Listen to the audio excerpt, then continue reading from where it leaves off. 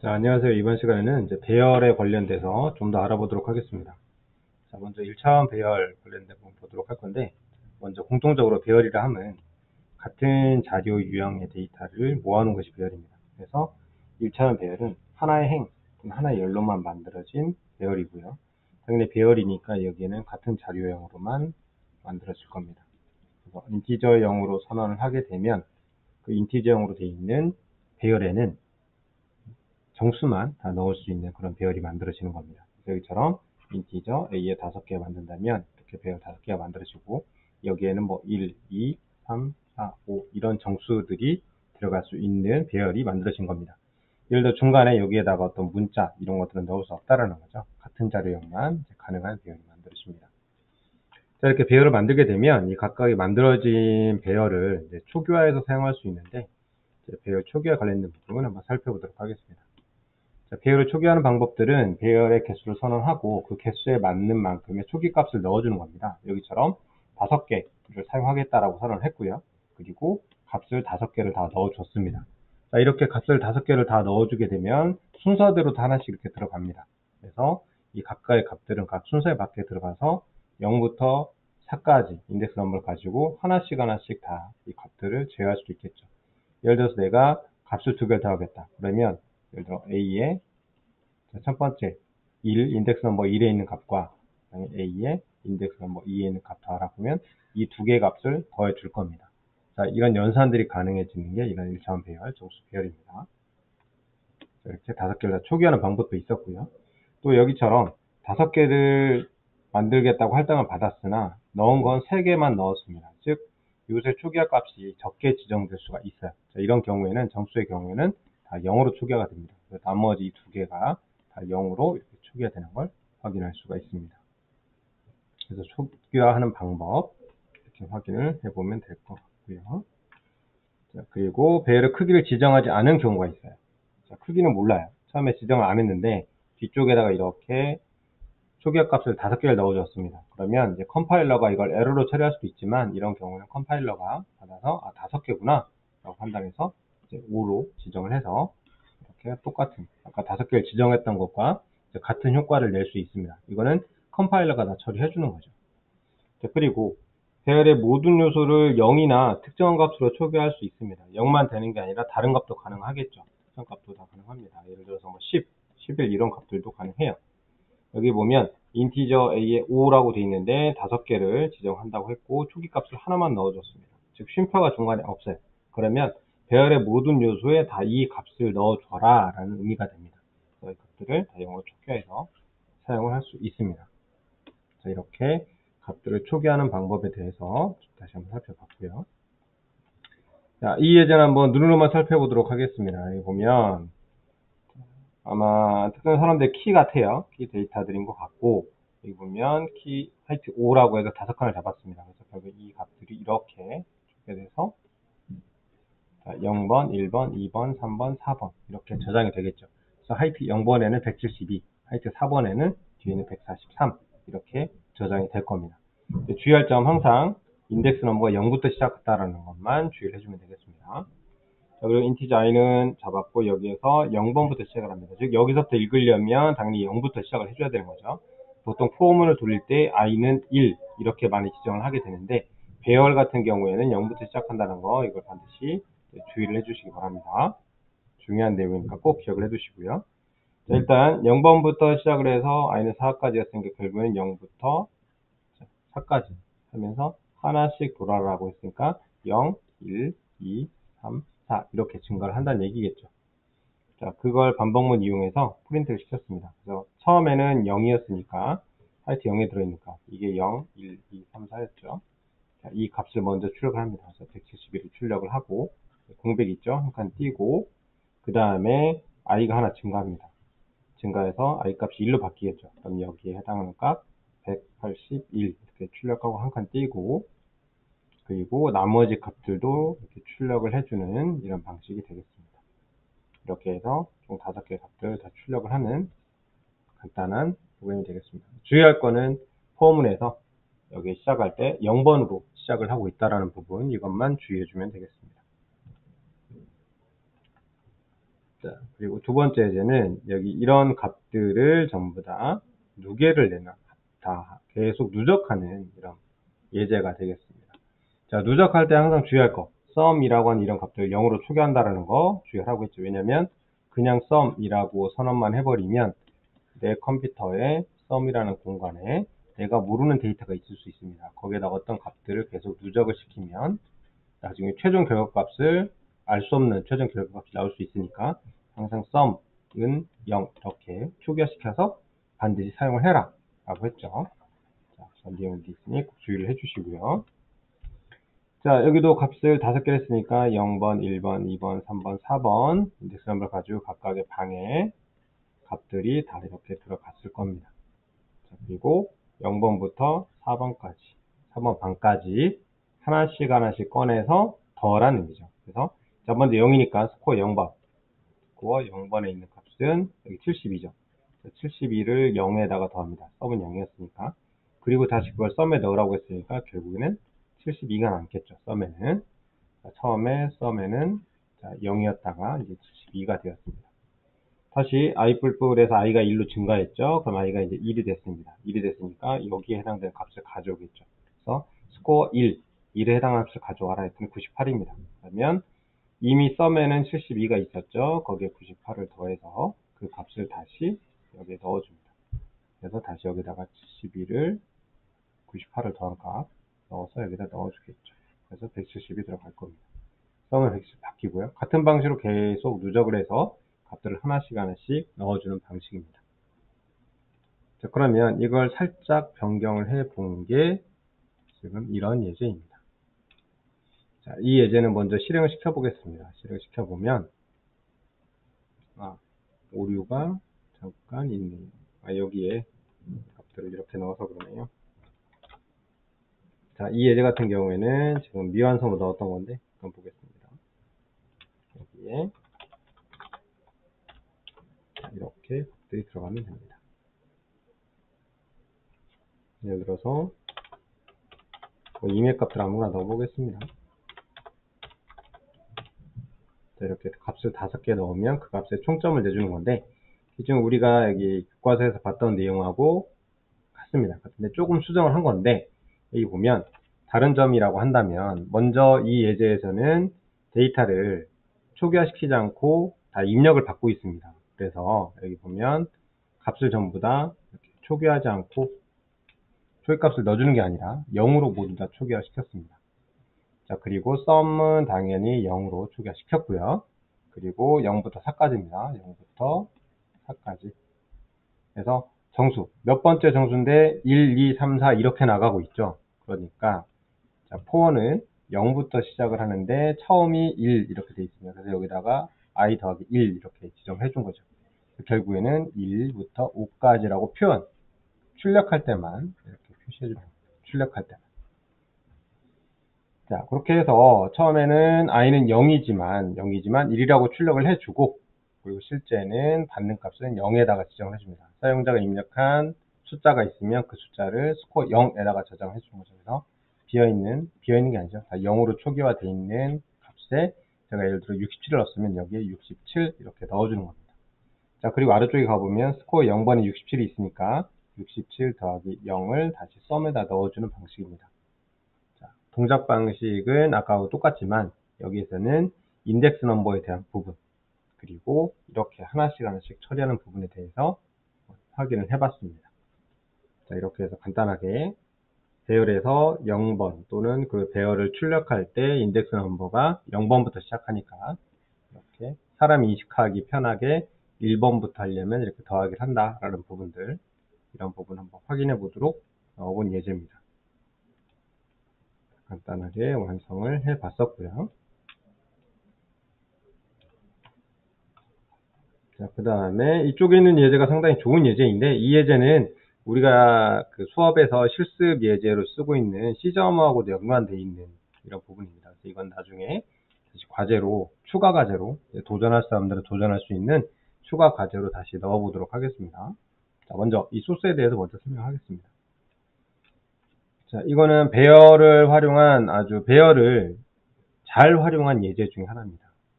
나중에 이제 배열을 활용하지 않았다면 어떻게 써야 되는지도 볼 건데, 먼저, 자, 캐릭터에서 str이 100입니다. 그러면 str이라는 배열이 이렇게 생기고요.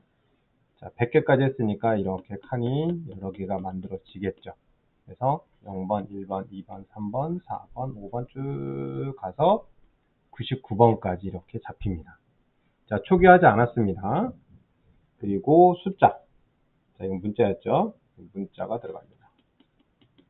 자, 이쪽에 숫자로 알파벳 26을 잡았습니다. 그러면 여기에는 알파벳 A라고만 쓰겠습니다. 이렇게 해서 배열이 똑같이 생기고, 자, 이렇게 0번, 1번, 2번, 3번, 4번 그래서 25번까지 이렇게 잡히겠죠. 딱 봐도 알겠지만 얘기는 A에 해당, B에 해당, C에 해당, D에 해당입니다. 그래서 이 소스는 사용자가 키보드로 문자를 입력하면 그 문자열에 A가 몇 개, B가 몇 개, C가 몇 개, D가 몇 개를 세워서 여기에다 다 누적을 시켜주는 겁니다. 그래서 누적을 할 거기 때문에 0으로 초기화를 시켰습니다. 여기는 모두 다 이렇게 0으로 초기화가 됐다라고 보면 됩니다. 초기화가 됩니다. 자, 그리고 인티저 i는 0으로 잡았고요. 그 다음에 문자열을 입력을 받았죠. 문자열을 쭉 입력을 받고, 그리고 나서 화면을 돌렸는데, 자, 0부터 시작합니다. 여기 0이었으니까 0부터 시작을 하는데, 여기 보면 반복문을 돌리는데 이 문자가 나오기 전까지죠. 이 문자가 나오면 끝납니다. 이 문자가 나오기 전까지. 그래서 이 문자는 널 문자입니다. 널 문자. 널 문자라고 해서 특수 문자 중에 하나인데, 우리가 어떤 문장을 입력한 다음에 엔터를 딱 치면 거기에 자동으로 추가되는 문자입니다. 즉 문장의 끝. 문장의 끝. 그리고 컴퓨터에서 자동 추가를 해줍니다. 그래서 이걸 만나기 전까지 반복문을 수행해라 이 얘기가 되는 거예요. 자, 먼저 보면 예를 들어 제가 여기다가 A, D, R, S 하고 엔터를 쳤어요. 그럼 여기에 이렇게 널 문자가 자동으로 추가가 돼요. 여기서 엔터. 그래서 엔터를 치면 이 문자가 들어옵니다. 그 파일은 이렇게 문자를 보다 여기서 끝난다는 얘기죠. 반복문이. 자, 그래서 밑에 있는 구문을 보면 어떤 게 실행되냐면, 먼저 여기 보니까 알파벳 여기죠. 여기에 있는 변수, 여기 어떤 숫자가 오겠죠. 숫자가 오는데 거기에 있는, 즉 예를 들어서 여기 1이 왔어요. 알파벳 1이 왔으면 알파벳 1은 여기입니다. 1. 자, 여기에 1이죠. 거기에 해당하는 숫자를 하나 증가시켜라 라고 하니까 0이었는데 1로 바꿔라 이 얘기죠. 자, 그런 변수입니다. 그리고 나서 i를 바꿔라. i를 하나 증가시켜라. 그러면 다시 i가 1이 되면서 이번에는 두 번째 문자가 될 겁니다. 한번 천천히 따라서 한번 해보겠습니다. 자, 이게 어떻게 돌아가는지. 자, 초기 값은 i가 0이었기 때문에 스트링 0번부터 시작을 합니다. 자, 스트링 0 하면 여기죠. a죠. 자, 우리가 입력을 이렇게 했다면 여기를 먼저 문자를 볼 겁니다. 그래서 a라는 값을 가져옵니다. 가져와서 여기 str이 a죠. 자, a는 ASCII 코드로 97에 해당을 합니다. 97에서 97을 빼라 라고 하면 결과적으로는 0이죠. 자, 그러면 이게 0이 됐기 때문에 여기가 결국엔 0 이렇게 되는 겁니다. 그래서 알파벳 0 a는 값을 하나 증가시켜라. 즉 문자에서 어떤 값을 받아봤더니 a예요. a였더니 여기에 있는 값을 하나 증가시켜라 해서 얘가 0에서 1로 이렇게 바뀝니다. 자, 그리고 나서 i를 증가시켜요. 그럼 i가 처음에는 0이었죠. 0이었다가 이제는 1이 됐습니다. 그래서 다시 반복문이 돌죠. 아직 이걸 만나지 않았으니까. 자, str 이번엔 0이 아니라 이제는 str 1이 됩니다. 1. 자, 1의 값을 가져왔더니 d예요. d는 아직 널 문자가 아니죠. 그러면 이 문장으로 들어갑니다. 그래서 자, str 1이죠. 이제 여기도 자, i가 1로 바뀌었으니까 1입니다. 자, 1이고 str 1을 봤더니 문자가 d였습니다. 그러면 가져온 문자가 d입니다. d는 자, a, b, c, d에서 97, 98, 99, 100이죠. 그러면 100이에요. 결국에는 97이 아니라 이번엔 100. 그래서 97을 빼면 당연히 3이 나옵니다. 자, 그러면 알파벳 3. 알파벳 3을 찾아가 보니까 알파벳의 3 여기입니다. 봤더니 0이죠. 0인데 하나를 증가시켜라 라고 했죠. 그러니까 알파벳 3을 1로 바꿉니다. 즉 문자가 하나 있으면 그 문자에 해당되는 위치를 잡아서 그 위치에 있는 값을 하나씩 증가시켜 주는 겁니다. 그래서 이렇게 하면 해당되는 문자가 나올 때마다 그 문자에 해당되는 칸이 하나씩 증가돼요. 그래서 결국 이것도 D가 나오면 결국에 똑같은 연산을 이용해서 세 번째 칸 여기 이게 다시 1이 아니라 2가 되는 2죠. 2. 자, 이렇게 바뀐다는 얘기입니다.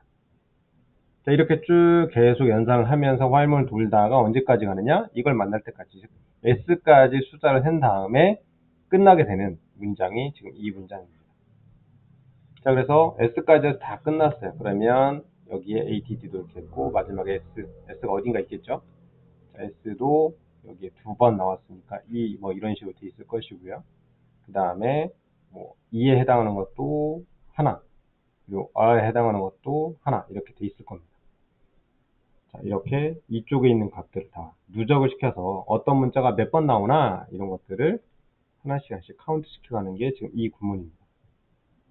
자, 그리고 밑에 이제 포문이 실행이 되는데 다 카운트한 다음에 포문을 실행해서 자, i는 0부터 26, i 풀풀 그리고 알파벳 거를 카운트합니다. 출력하는 게 알파벳 거예요. 그러면 결국 이 값들을 쭉 출력한다는 얘기죠.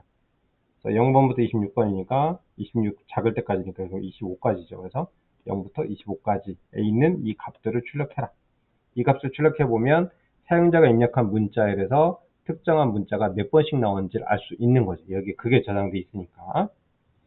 그래서 여기 보면 출력을 하는데 다 출력하지 말고 0이 아닌 것만 출력해라 라고 했습니다. 그래서 한 번도 안 나온 문자는 출력할 필요가 없다 이거죠. 그래서 먼저 0부터 시작을 했으니까 0 들어갑니다. 갔더니 알파벳 0이라는 위치에 가서 숫자를 봤더니 1이에요. 1이니까 0이 아닌 거죠. 3이니까 얘가 실행이 됩니다. 프린트가 실행이 되는데 자, 지금 이게 알파벳 i의 0이죠. 0. 자, 그러면 i는 0이니까 0 더하기 97을 하면 결국 97이에요. 자, 97에 해당하는 걸 문자로 출력해라 라고 했더니 a가 출력이 되겠죠. 그래서 a 땡땡 나오고요. 그 다음 이거는 얘에 해당이 되죠. 이렇게. 자, 여기 보니까 알파벳 아직 i가 0이었죠. 0. 자, 0이 있는 걸 숫자로 출력하라고 했어요. 알파벳 0에 가보니까 숫자 1이 있었죠. 그래서 1을 이렇게 출력합니다. 즉 A가 한 번 나왔다 이 얘기죠. 다른 것도 같은 방식으로 해서 이 배열, 알파벳 배열의 0이 아닌 값들만 출력이 될 겁니다. 그래서 뭐 D는 2 이런 식으로 출력이 되겠죠. 자, 이렇게 만들어진 소스가 지금 이 코드입니다. 그래서 이걸 이용해서 문자열을 간단하게 입력한 다음에 그 문자열의 개수를 문자열에서 나오는 각각의 문자, 알파벳의 개수를 다 셀 수 있는 이런 코드가 되겠습니다. 그래서 실제 이제 수행하는 코드는 조금 수정을 해서 이제 만들어 봤는데 이렇게 수정을 했습니다. 자, 내용은 뭐 같은데 몇 개만 추가를 했는데 여기 보면 자, 알파벳에서 입력되는 거를 스트링 fget 스트링으로 받았습니다. fget. 그래서 공백도 입력할 수 있도록 일단 해놓은 건데 뭐 길게 입력하지 않을 거라서 그게 차이는 없을 것 같고요. 그 이쪽에 이제 더하기 하나씩 증가시키는 거를 뒤쪽으로 보내는데 앞에 보내도 상관없습니다. 이쪽 이렇게 약간 다른 걸 확인할 수 있겠죠. 근데 두 개 다 상관없습니다. 자, 이런 코드를 실행을 시켜보게 되면 여기에 문자를 입력해라 라고 뜨고요. 자, add 자, 뭐 이런 식으로 썼다고 합시다. 만약에 내가 뭐 회원가입하는데 주소 안 넣으면 이런 에러 메시지가 나오겠죠. 자, 이렇게 했을 때 각각의 문자를 다 세워줍니다. 여기 보면 add res에서 a 나왔고요, d 2번 나왔고요, r 1번 나왔고요, 그리고 e가 2번 나왔습니다. 다음에 s에서 s가 3번 나왔죠. 이렇게 각각의 문자마다 몇 번씩 출연했는지 이거를 카운트해서 출력해준 이런 소스가 되겠습니다. 자, 그런데 이거는 이렇게 배열이라는 걸 이용해서 결국 이 값들이 다 이 안에 들어있는 거죠. 이 안에 들어있는 겁니다. 이 안에 들어있는 걸 가져왔는데 만약에 배열을 지정하지 않는다 그러면 이 알파벳, 예를 들어서 A의 알파벳 중에 A라고 얘기하고요. 자, 여기가 0, 1, 2, 3 이렇게 갈 때 이게 결국엔 A 거, B 거, C 거, D 거죠. 이렇게 생각을 하면 되겠죠. 그런데 이런 배열이 없어요. 없으면 결국에는 여기에다가 이렇게 다 선을 해야 돼요. 카운트 A, 카운트 B, 카운트 C, 그리고 카운트 G까지 따로 이렇게 다 선을 해줘야 됩니다. 변수를. 그래서 변수가 26개가 필요해지는 거죠. 그래서 26개의 변수 선언이 필요합니다. 자, 그리고 이런 구문도 이렇게 간단하게 처리할 수가 없죠. 여기도 이렇게 간단하게 처리가 안 되고, 자, 돌아가는 동안 예를 들어서 A 한번 세고요. 그 다음에 또 화면 만들어서 B를 또 한번 세요. 또 화면 만들어서 C를 또 세요. 그래서 하나의 문장을 여러 번 돌려야 돼요. 여러 번 돌려야만 문장들을 볼 수가 있습니다. 그 카운트를 할 수가 있는 거예요. 그래서 이렇게 배열을 이용하면 하나의 while문을 이용해서 한 번에 탐색을 하면서 문자를 다 쓸 수가 있는데, 이걸 변수를 하나씩 이렇게 선을 하잖아요. 그러면 while문에서 이렇게 while문 하나 만들어 가지고, 자, 문자를 처음부터 끝까지 쭉 탐색을 하면서 A가 나오는 거 세봐 라고 해야 돼요. 자, 그게 다 끝나면 다시 또 while문에서 다시 한번 돌면서 이번에 B가 나오는 것만 세봐. 그리고 또 끝난 다음에 이번에는 C가 나오는 것만 세어봐. 이렇게 해서 while문을 26번 돌려야 돼요. 배열이 없다면, 배열이란 개념이 없다면, 그래서 배열이 없어지면 이렇게 26번의 반복문을 돌려서 해야만 A, B, C, D, E가 몇 개 나오는지가 확인이 되고, 출력할 때도 똑같습니다. 출력할 때도 이런 출력이 불가능하고 A 출력, B 출력, C 출력, D 출력을 다 해줘야 되는 거죠. 그래서 출력문도 엄청 길어지겠죠. 그래서 그런 문제점이 아주 비효율적인 코드가 나오겠죠. 그래서 이러한 변수, 배열이라는 자료 구조를 이용하면 변수 선언을 상당히 깔끔하게 처리할 수가 있고 효율적으로 처리할 수가 있습니다. 배열을 적용하지 않는다면 필요한 만큼 26개 변수를 다 선언하고 이쪽 프로그래밍 구문에서 26번의 반복문과 26번의 출력을 해야 됩니다. 상당히 비효율적인 코드가 되겠죠. 그래서 배열을 적절하게 잘 사용하면 아주 효율적인 코드를 이제 만들어낼 수가 있는 겁니다. 자, 그리고 이제 2차원 배열에 대해서 한번 보도록 하겠습니다. 자, 2차원 배열도 많이 쓰긴 하는데 여기서 이제 주로 저희가 1차원 배열 쓸 거기 때문에 2차원 배열은 가장 간단한 예제만 한번 해보겠습니다. 자, 2차원 배열은 이렇게 표로 생각을 하면 돼요. 표. 그래서 A, 2, 3이라고 한다면 2행 3열입니다. 2행 3열. 그래서 행이 2개가 생기고 열이 3개가 생겨요. 행이라면 가로를 얘기하는 거고요. 열은 세로를 얘기합니다. 그래서 행 0번, 1번 행, 그 다음에 0번 열, 1번 열, 2번 열 이렇게 갑니다. 그래서 여기 보면 인덱스 넘버가 00, 01, 02 이렇게 가고요. 10, 11, 12 이렇게 갑니다. 그래서 항상 배열은 0부터 시작을 하기 때문에 이것만 주의하면 되겠습니다. 자, 이렇게 해서 간단한 예제를 한번 보도록 하면, 자, 이런 데이터. 자, 2의 3이면 2행 3열입니다. 그래서 2개 행과 3개 열이 있는 거죠. 그래서 이런 데이터가 1, 2, 3, 4, 5, 6 이렇게 합당이 되면서 00은 1, 01은 2, 02는 3 이렇게 보면 되겠습니다. 여기 있는 이런 사물함 구조하고 똑같다고 보시면 됩니다. 자, 이것도 마찬가지 초기화할 때 1, 2, 3 하면 앞에서부터 초기화가 됩니다. 앞에서부터 순서대로 1, 2, 3, 4 하게 되면 1, 2, 3, 4가 여기에 들어가겠죠. 만약에 이게 4까지 있었다 그러면 1, 2, 3, 4 이렇게 초기화가 될 겁니다. 자, 그리고 중괄호 이용해서 이렇게 초기화할 수 있습니다. 그래서 위쪽에 1, 2, 3, 4, 5, 6 이렇게 갑니다. 근데 뒤에 나오겠지만 이런 것도 가능하다는 거죠. 자, 이렇게 해서 1 하고 중괄호 묶어버리면 1, 0, 0, 2, 3, 0 이렇게 초기화도 가능합니다. 물론 이런 건 많이 쓰진 않지만 이렇게도 가능하다라는 부분입니다. 자, 그러면 여기 있는 예제까지만 해보도록 하겠습니다. 자, 여기는 1, 2, 3, 4, 5, 6 6개죠. 그리고 2행 3열이니까 꽉 차게 초기화를 시킨 거죠. 꽉 차게 초기화를 시켜서 0부터 시작을 해서 2까지. 즉, 여기는 행이니까 먼저 행, 이쪽은 행을 처리하는 거고요. 여기는 열을 차지하는 겁니다. 그래서 결국에는 0에서 1, 여기는 0, 1, 2까지 가는 겁니다.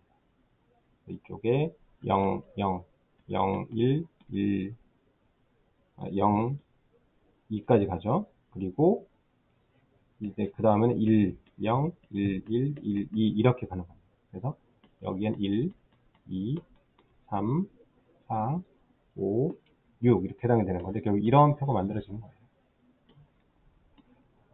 그래서 0, 0, 0, 1, 0, 2, 1, 0, 1, 1, 1, 2 이렇게 해서 1, 2, 3, 4, 5, 6 이렇게 할당이 되는 방식입니다. 자, 일단 여기까지 간단하게 배열에 대해서 봤고요. 그래서 2차원 배열은 뭐 사용하는 예제가 많긴 해요. 사용하는 예제가 많긴 한데 우리가 여기서는 주로 1차원 배열을 많이 볼 거고요. 2차원 배열은 그렇게 많이 다루진 않을 겁니다. 그래서 다음 시간에는 2차원 배열을 이용해서 간단하게 여기 교과서에 나와 있는 예제 몇 가지를 해보도록 하겠습니다.